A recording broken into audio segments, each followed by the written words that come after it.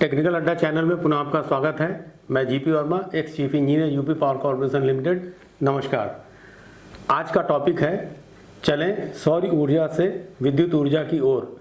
आप जानते हैं कि सूर्य हीट एवं एनर्जी का एक अनंत स्रोत है, इनफाइनाइट सोर्स है, और हम भारतवासी इस मायने में बहुत लकी हैं कि हम धरती के उष्ण कटिबंधीय क्षेत्र यानी कि ट्रॉपिकल रीजन में निवास करते हैं। यहाँ लगभग वर्ष में 300 दिन क्लियर सन हमें मिलता है, और अगर इस सारे ऊर्जा को विद्युत में हम बदल दें तो लगभग 5000 ट्रिलियन यूनिट हम बिजली बना सकते हैं। फिर भी हम सोलर एनर्जी को इग्नोर करते हैं, क्यों? हमारे मन में अक्सर यह सवाल उठता है कि क्या सोलर एनर्जी इतना इफेक्टिव है कि हमारे घर की सारी ज़रूरतों को, विद्युत की ज़रूरतों को पूरा कर देगा? क्या हम अपनी हार्ड अर्न्ड मनी इसमें इन्वेस्ट करें? क्या इसका रिटर्न मुझे मिलेगा? क्योंकि प्रिंट एवं इलेक्ट्रॉनिक मीडिया में आजकल ये टॉपिक छाया हुआ है एवं गवर्नमेंट भी इस पर काफ़ी ध्यान दे रही है, फोकस कर रही है, काफ़ी सब्सिडी दी जा रही है स्टेट और सेंट्रल गवर्नमेंट के द्वारा। तो आपके दिमाग में, आपके मन में ये प्रश्न उठना स्वाभाविक है कि क्या हम रूफटॉप सोलर लगवाने की तरफ जाएं या ना जाएं। आज हम इसी सोलर एनर्जी के बारे में इन जनरल एवं रूफटॉप सोलर एनर्जी के बारे में पर्टिकुलरली बात करेंगे। इसके सोशल एस्पेक्ट के बारे में बात करेंगे, इसके टेक्नो इकोनॉमिक एस्पेक्ट में बात करेंगे। बहुत इंटरेस्टिंग है, अतः वीडियो को अंत तक जरूर देखिएगा। पहले रूफटॉप सोलर लगवाने के सोशल रिस्पॉन्सिबिलिटी के बारे में बात करें कि इसमें हमारी कोई सोशल रिस्पॉन्सिबिलिटी बनती है क्या? भारत अभी लगभग 416 गीगावाट विद्युत का उत्पादन करता है एवं प्रति व्यक्ति विद्युत खपत लगभग 1327 यूनिट प्रति वर्ष है। यहाँ इलेक्ट्रिक जनरेशन का मुख्य स्रोत फॉसिल फ्यूल बेस्ड जनरेशन है। फॉसिल फ्यूल का मतलब होता है जीवाश्म आधारित ईंधन। बिजली बनाने की विधा को हम दो भागों में बांट सकते हैं। पहला कन्वेंशनल सोर्स ऑफ एनर्जी होता है, जिसमें हम बिजली बनाने के लिए थर्मल प्लांट लगाते हैं जो प्रदूषण पैदा करते हैं। दूसरा जो कन्वेंशनल सोर्स ऑफ एनर्जी है, उसमें हम हाइड्रो पावर से बिजली बनाते हैं, पानी से टरबाइन चला के, लेकिन ये लोकल इकोलॉजिकल सिस्टम को बिल्कुल बर्बाद कर देते हैं। और तीसरा आप जानते ही हैं, nuclear power system, nuclear reactor से हम बिजली बनाते हैं, लेकिन ये बिजली अगर न्यूक्लियर रिएक्टर में एक्सीडेंटली कोई प्रॉब्लम होती है तो बहुत घातक हो सकता है, रेडिएशन हो सकता है। अतः ये तीनों जो कन्वेंशनल सोर्स ऑफ एनर्जी हैं, हमारे लिए ये घातक है। इसी तरह से गैर परंपरागत सोर्स ऑफ एनर्जी में वैसे तो बहुत हैं, लेकिन जो मुख्य हमारे गैर परंपरागत यानी कि non conventional source of energy हैं, वो सोलर एनर्जी और wind energy.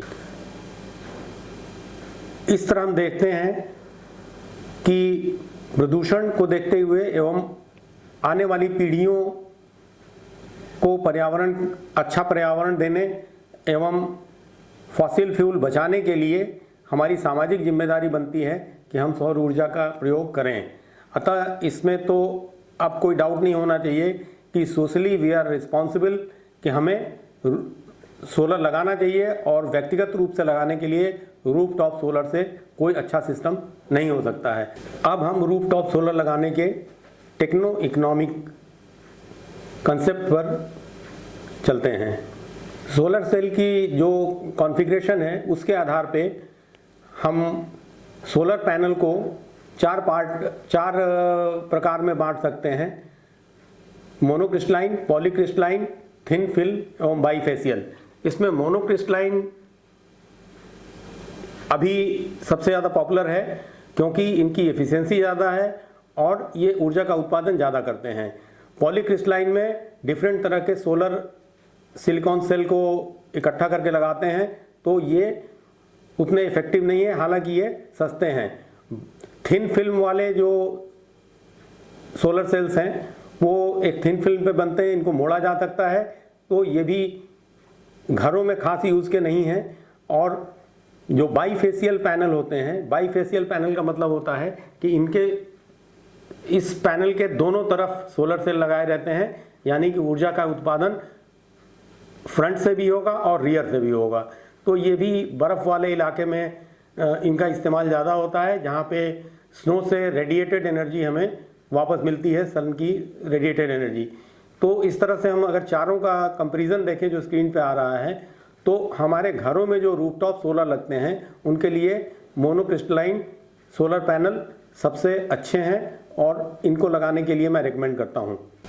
Solar cell basically silicon crystal होते हैं जिन पर सूरज की रोशनी पड़ते ही ये बिजली का उत्पादन शुरू कर देते हैं और एक सेल 0.5 से 0.6 वोल्ट डीसी तक विद्युत उत्पादन करता है।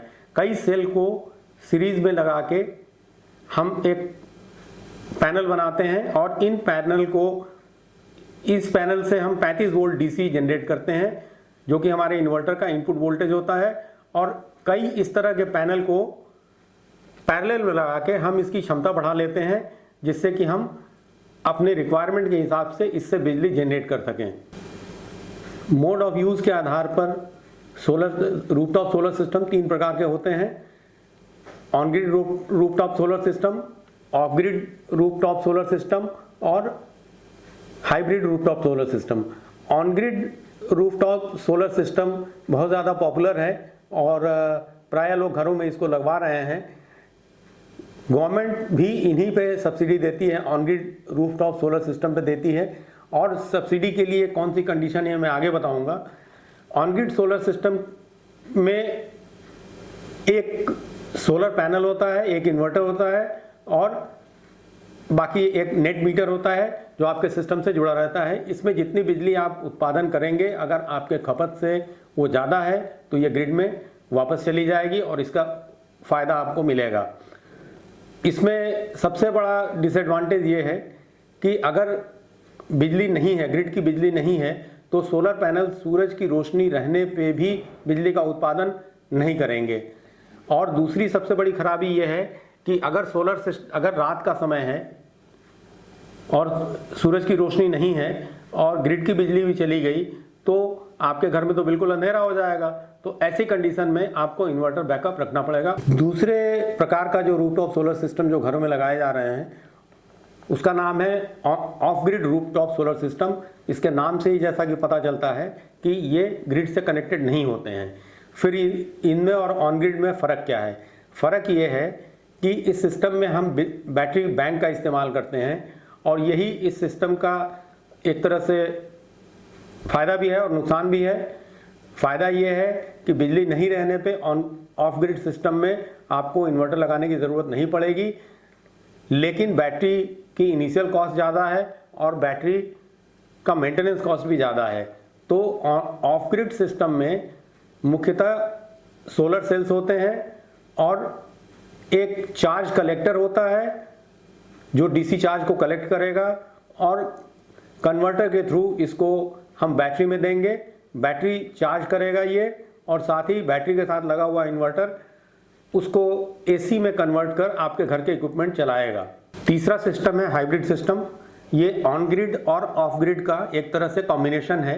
इसमें बैटरी भी लगा रहता है और नेट मीटर भी लगा रहता है और इससे आप बिजली का, सोलर इलेक्ट्रिसिटी का भरपूर उत्पादन कर सकते हैं, लेकिन इसकी इनिशियल कॉस्ट बहुत ज़्यादा है और मेंटेनेंस कॉस्ट भी बहुत ज़्यादा है। सोशल और टेक्निकल के बाद अब थोड़ी सी बात फाइनेंशियल एस्पेक्ट के बारे में कर लें कि रूफटॉप ग्रिड सोलर सिस्टम लगाने से हमें क्या फ़ायदा होता है।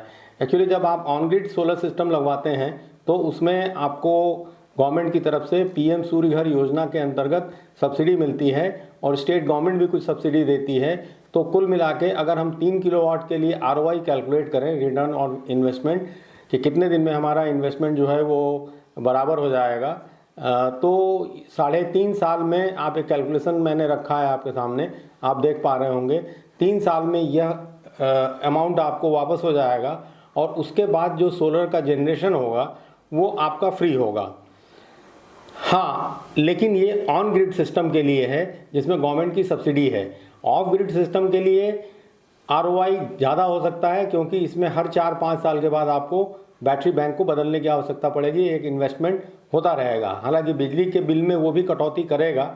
अब ऑन ग्रिड सोलर सिस्टम लगवाने के लिए जो आप PM सूर्य घर योजना के सब्सिडी के अंतर्गत आता है, उसके लिए कुछ शर्तें हैं जिनको मैं आपको बताता हूँ। पहली शर्त तो ये है कि आपके पास एक वैलिड बिजली कनेक्शन होना चाहिए। आपके लेटेस्ट इलेक्ट्रिक बिल में जो भी सैंक्शन लोड होगा उतने किलोवाट का ही ऑन ग्रिड सोलर सिस्टम आप लगवा सकते हैं, ज़्यादा का नहीं, उससे कम का लगवा सकते हैं।